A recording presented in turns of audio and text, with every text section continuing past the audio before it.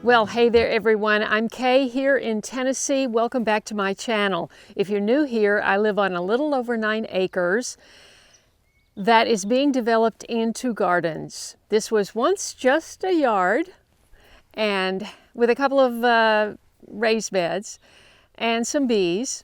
And now it's much, much more. And it's a lot to take care of and it's a lot to cover in one video. So I'm going to focus today on what I missed in the last review last week, so be sure and go back and watch that video if you'd like more of an overview of what I've developed. I'm going to point out some things that I missed and also a big new thing I'm trying this year for the first time in about 7 years, since I was in my small LA urban garden. So it was suggested to me and I thought, you know, I told you that I wasn't going to grow corn, but kind of changed my mind. Can't wait to tell you about it, so stay with me. Okay, so I ducked in the shade here by the back of my house. The sun is going down over there. It's about 5:30. I got my second rose today. I actually ordered it from Lowe's. I found this same rose in a few places online and I thought, well, I'll just get it at Lowe's, you know, but you have to order it. So it just came today finally. And it was bare root, but it had started shooting out. So it came yesterday and I soaked it overnight, which was the recommendation. And we got that in the ground right before my helper left today. So that is going to complete, and I will show you, complete the entranceway to my memorial garden, which is in memory of my mother and my sister. So the two roses growing together, I just thought would be very cool. Pink and lavender, those were her favorite colors, and the lavender was my sister's. So since I saw you in the last video, we had 2 rains, one of which was 2 inches, almost 2 inches. And so if you've been watching, or if you haven't, we got, and when I say we, I mean the people that I hired to help me. Me and the cats got some people to help me.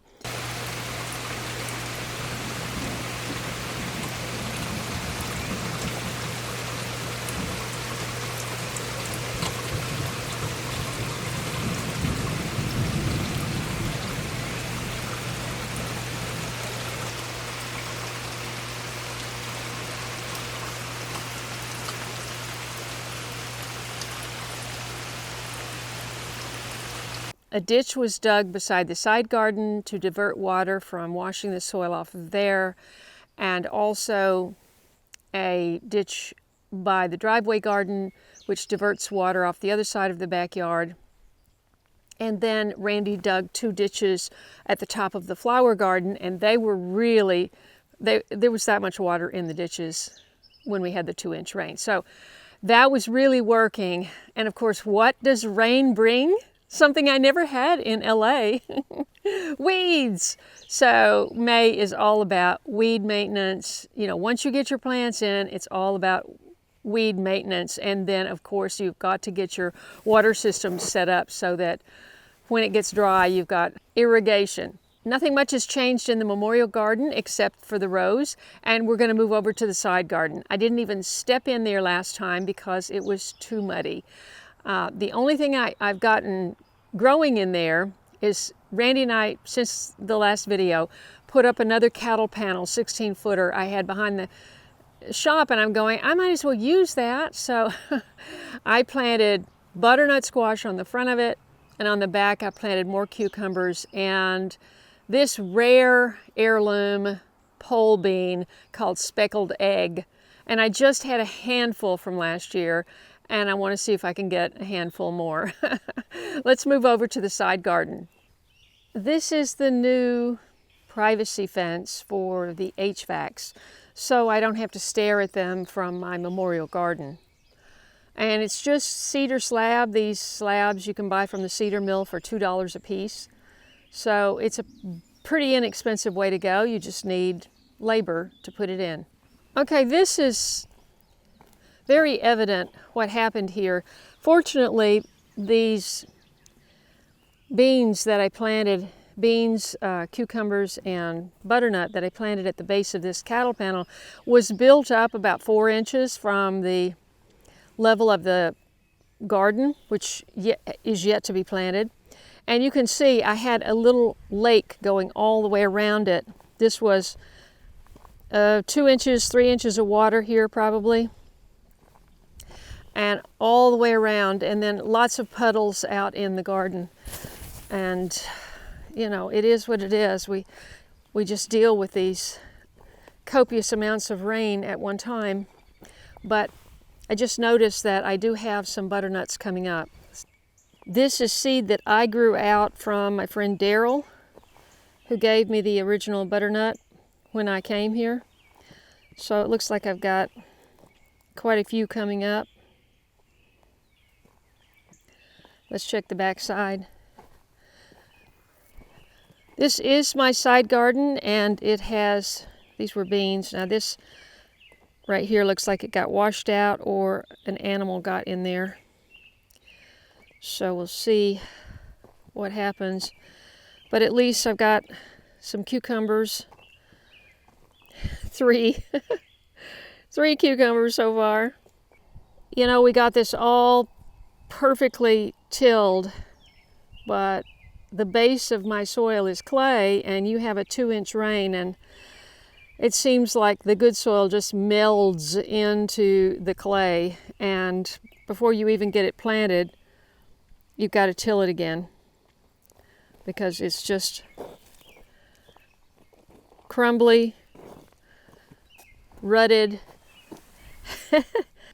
If you're new here, that's BJ. My mother's name was Bobby June, and they called her BJ. Okay, so these are red calico pole beans, and these were given to me by Daryl. Actually, these seeds I grew out from seeds he gave me, and they're looking very good. And these are seeds from my friend in Idaho. And this bean was brought from Italy generations ago and grown out in the U.S., and I'm very excited. She says they're absolutely delicious green beans. We had to just, this is such a drop off here, we just filled in with rock, and we're probably going to have to put something on top of that because it's very hard to walk on that. But all of this fencing is new. We had such a problem with the fence. It was all slashed and from animals and weed whackers and everything, so it's all new netting. And there's those ugly HVACs, but hey, if we were off grid, I wouldn't have to have those. There's Spot over there. Hey, Spot. He's walking down the ditch, actually. So I'm just stunned at how much more this has shot up. I did come along about, I think it was 3 days ago, and a few of the plants that were trying to grow out this way, I picked them up and clipped them at the bottom, and then they're off to the races. Look at that. So that's going to be very exciting. I don't know if you can see it, but I've got a row here of peppers. This is a pepper that I ordered from a small pepper grower on X. And this is called Aji, H-A-I, Mango. And they're just tiny, but I'm hopeful. Okay, we are walking down the ditch. These huge slabs of rock are the reason we couldn't get the ditch any deeper. And this is poison ivy central over here, under these trees. And under those trees. But this is my side yard. This entire side over here was 30 foot of brush from the back of my cistern to the right as you're looking. You couldn't put one toe in there. It was so dense. Privet, thorn bush, oh gosh, you name it. Sort of looked like that, except worse. And I just took all of it down. I hired a forest mulcher That was quite exciting, and opened it up for growing pecan trees. These are my pecans. These are now 4 years old. There we go. Got 3 of them. And then everything else I'm just marking to save for the flowers, the wildflowers. That's pretty. But I get it mowed because otherwise it's, you know, snake central, tick central. Okay, here's another pecan. One of these days, maybe I'll have a pecan. That's the back side of the cistern, which I'd like to paint.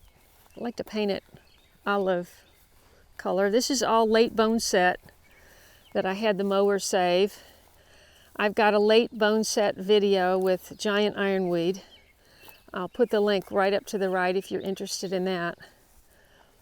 It's not bone set, it's a late bone set, so it's not the medicinal one. But it's very pretty, and it's a late blooming bush for pollinators.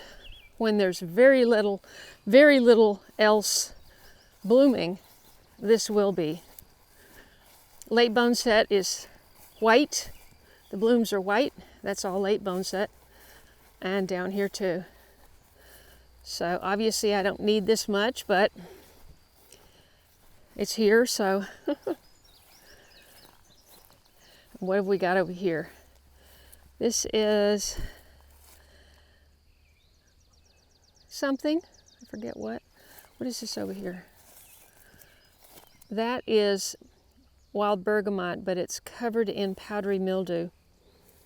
That's challenging, you know, when you have so much rain. So this is sort of the end of my property here. And here I have an ash tree that's probably not going to last that long since they're all dying. And this is a black walnut tree. I could have sworn that tree was leaning the other. Oh, no. I take that back. That's the black walnut tree. It's leaning down there. Still have, you see, if you don't cut your grass, look at all the beautiful little flowers you get. There's purple, and of course the coreopsis I planted. But this is the problem with bee balm or wild bergamot, is it just gets covered in powdery mildew with all this rain. Okay, I think I mentioned in my last video that the new tree trimmer I'm working with dropped a load of wood chips right here. It's a big mound.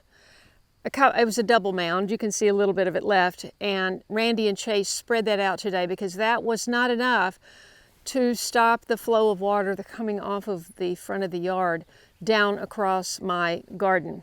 It goes down in here and then it continues going down towards the end, and there's a lot of wash.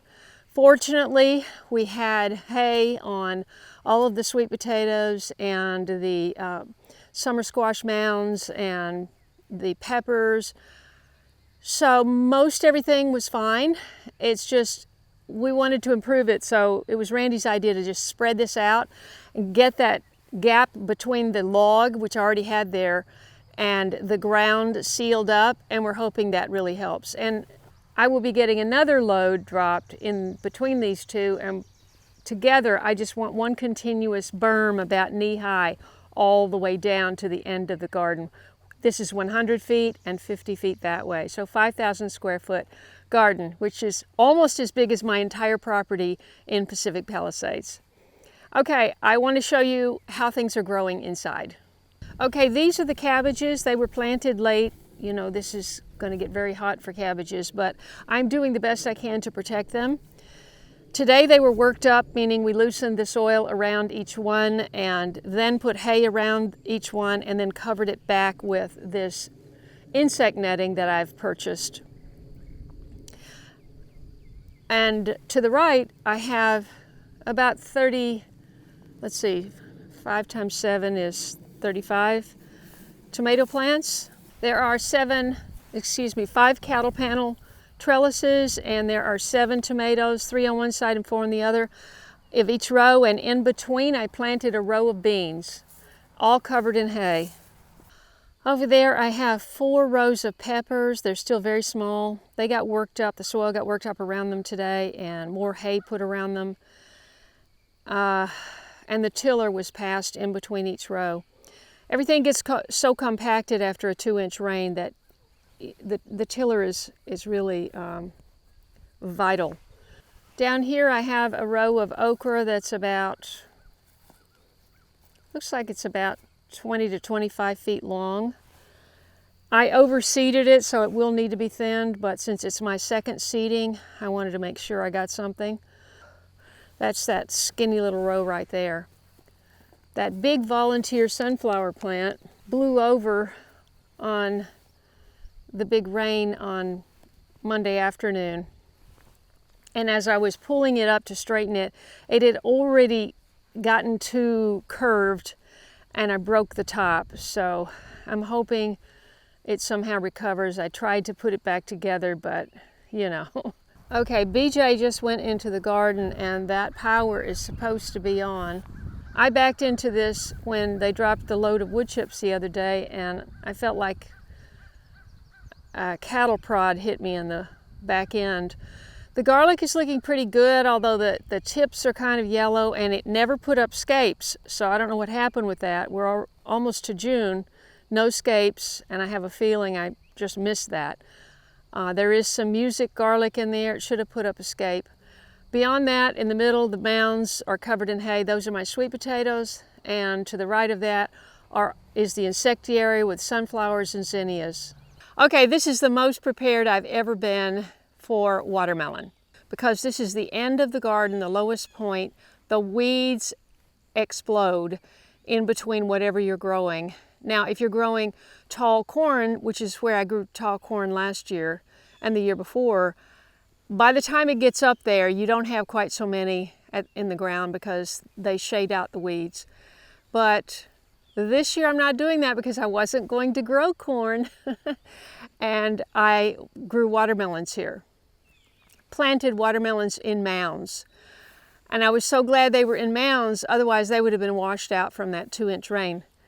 Today, we got the weed cloth, the 3 strips of weed cloth down, two the other day and 1 today. And there was 1 inch of fine soil on the bottom of these 2 strips. So I know a lot of soil washed down. But fortunately, because they were planted in mounds, the water went around the mounds and they were still intact. I have every mound is a different variety. I think there are 7 and 6. I think there's 13 mounds. I planted 13 different varieties. I want to see what does well. Most of the seeds are from, Southern Exposure. Is that right? They have so many varieties. So I had the seeds and I thought, just plant them all. They're not going to be good forever, so get it done. Now, what we did is, because these strips didn't fill in the space entirely, we had to add some hay. So we added hay on top of the bare dirt and the mounds. And then covered that with, I split this. This was a 10 by 50 length of insect netting that you can order. I ordered it on Amazon. You can order it. And it's stronger than voile. Now, if you are in a small space garden, which I was in LA, I loved using voile. Or it's called nylon netting, or you know what they make petticoats out of. I loved that. I would go to the fabric store, Joann's, before they started closing.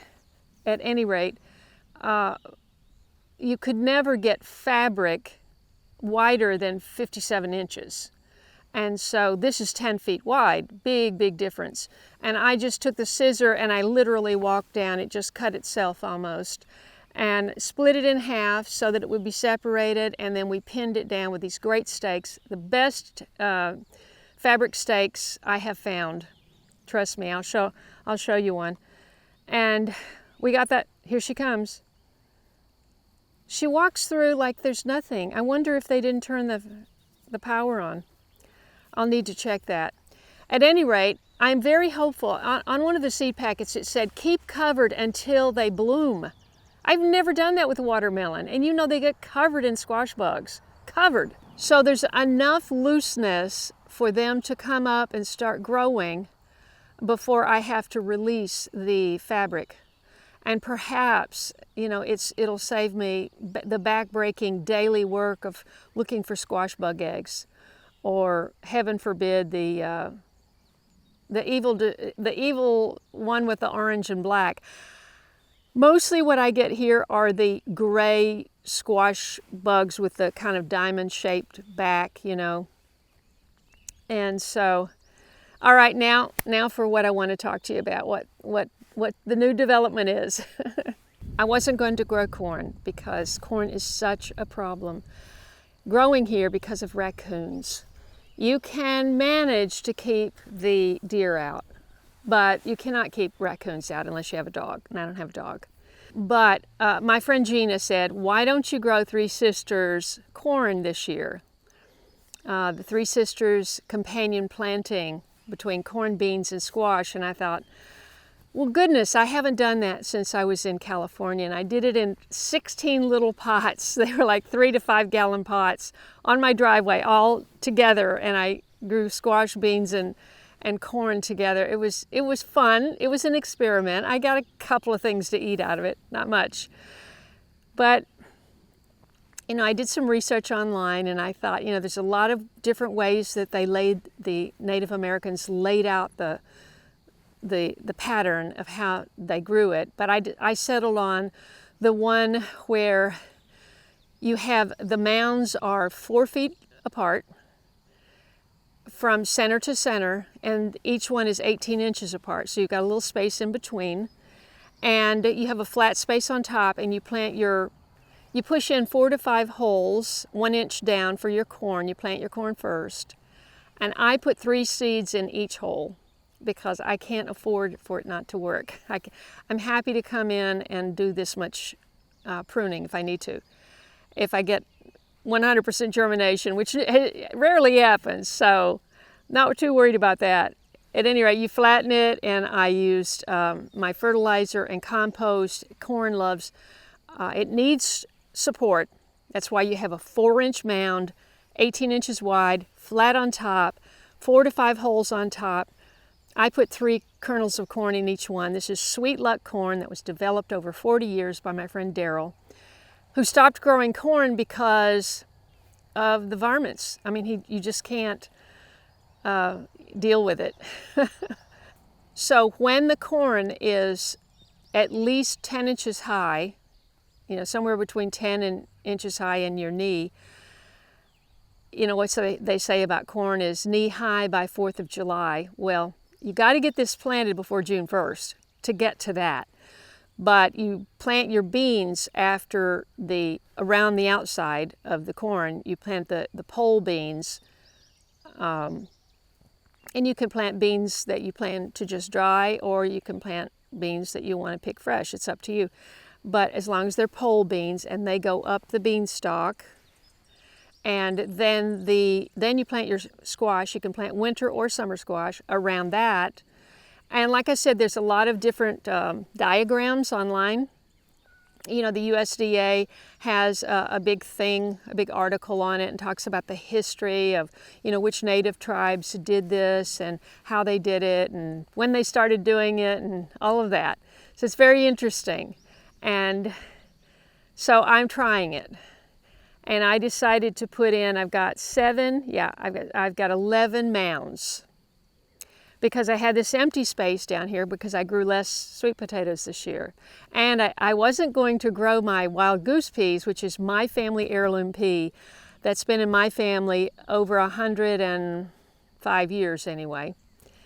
And when I learned about it in 2022, the seeds were given to me by my uncle. And he said my grandmother's family had grown them for over 100 years. And I wasn't going to grow them this year because I've got 2 gallons of peas sitting on my counter, and I'm just going, but wait, Kaye, you've got to have fresh seed. Even if you don't eat them, you can eat all the old ones, cook them up, but you need fresh seed. So this morning I put in 2 short rows over there.